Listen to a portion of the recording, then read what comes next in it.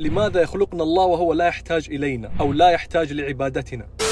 بعد المقطع الأخير اللي جاوبت فيه على السؤال لماذا يخلقنا الله وهو يعلم مصيرنا، جاني سؤال أعمق منه من الإنستغرام ومن التيك توك أيضا، وهو لماذا يخلقنا الله وهو لا يحتاج إلينا أو لا يحتاج لعبادتنا. كلنا نعرف أنه الله سبحانه وتعالى خلقنا عشان نعبده، وكلنا نعرف أنه الله غني عن عبادتنا. طيب ما الحكمة من خلقه لنا وهو لا يحتاج إلينا أو لعبادتنا؟ شوف حبيبي، صلاتك وصومك لله ما راح تزيد شيء، ومعصيتك له ما راح تنقص منه شيء سبحانه وتعالى. إذا ما الحكمة من خلقه لنا؟ أتمنى منك تشغل مخك وتركز مع كل كلمة بقولها، ما تتسرع بالحكم. بإذن الله ما راح تطلع من هذا المقطع إلا وإنت مقتنع. في البداية إحنا مشكلتنا أننا نفكر في الله بندية، وإنه لازم يشرح لنا كل حاجة، حتى الأشياء اللي ما لنا علاقة فيها لازم نعرفها، رغم إنه قال سبحانه وتعالى وما أوتيتم من العلم إلا قليلا. وأيضا قال سبحانه وتعالى في سورة الأنبياء لا يسأل عما يفعل وهم يسألون. يعني كون الإنسان يتفكر في هذه الحياة وفيما يحدث فيها هذا شيء كويس، وكون الإنسان يحاول يفهم الحكمة من أفعال الله هذا أيضا شيء كويس. ولكن لازم يعرف الإنسان أنه فهمه قاصر ومحدود. يعني إذا كان مستوى الذكاء يختلف من إنسان إلى آخر، عاد كيف من إنسان لله سبحانه وتعالى أو للخالق؟ صعب جدا أن الإنسان يفهم حاجة ما يقدر يتصورها. يعني مثلا الطفل الصغير ما يدرك شعور الأبوة والأمومة رغم أنه إنسان زي أمه وأبوه، ومع ذلك ما يدرك استعدادهم بالتضحية بالمال والوقت والنفس من أجله. ولا يمكن لشخص عادي أن يفهم كل ما في عقل شخص عبقري من عباقرة الفلسفة والمنطق. فكيف يريد الإنسان أن يفهم حكمة ربنا من فعل كل شيء إذا كان ما يفهم الحكمة اللي في عقل إنسان زيه لمجرد أنه مستواه في الذكاء أعلى منه؟ أبوك أحيانا أو معلمك لما تشوف يسوي شيء، حتى لو كان بالنسبة لك تصرفه غريب، لكنك واثق أنه عارف ايش قاعد يسوي، وعارف أنه هناك حكمة من تصرفه هذا حتى لو كنت ما تعرفها، رغم أنه أنت إنسان وهو إنسان زيك. لكن إيش الفرق؟ الفرق أنه هو أخبر وأعلم منك. عاد كيف بينك وبين خالقك سبحانه وتعالى؟ ولله المثل الأعلى. فلذلك عدم فهمك للحكمة لا يعني عدم وجودها.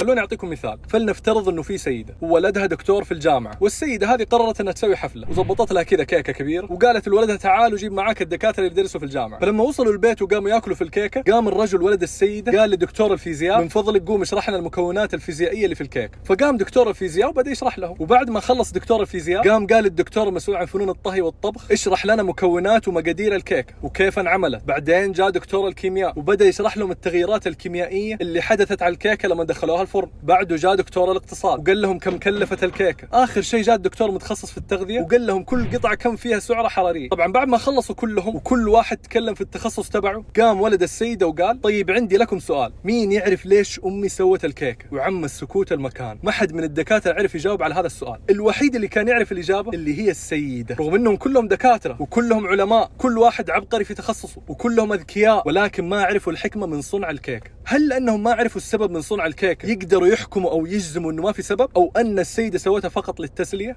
نرجع لسؤالنا، لماذا أوجد الله الوجود؟ هل معقولة خلقنا لكي يتسلى كما يقول الملاحدة؟ تدري أنه السؤال هذا قديم، يعني من زمان سألوه الناس، وتدري أنه إجابته في القرآن الكريم. يقول الله سبحانه وتعالى أعوذ بالله من الشيطان الرجيم وما خلقنا السماء والأرض وما بينهما لاعبين لو أردنا أن نتخذ لهوا لاتخذناه من لدنا إن كنا فاعلين بل نقذف بالحق على الباطل فيدمغه فإذا هو زاهق ولكم الويل مما تصفون.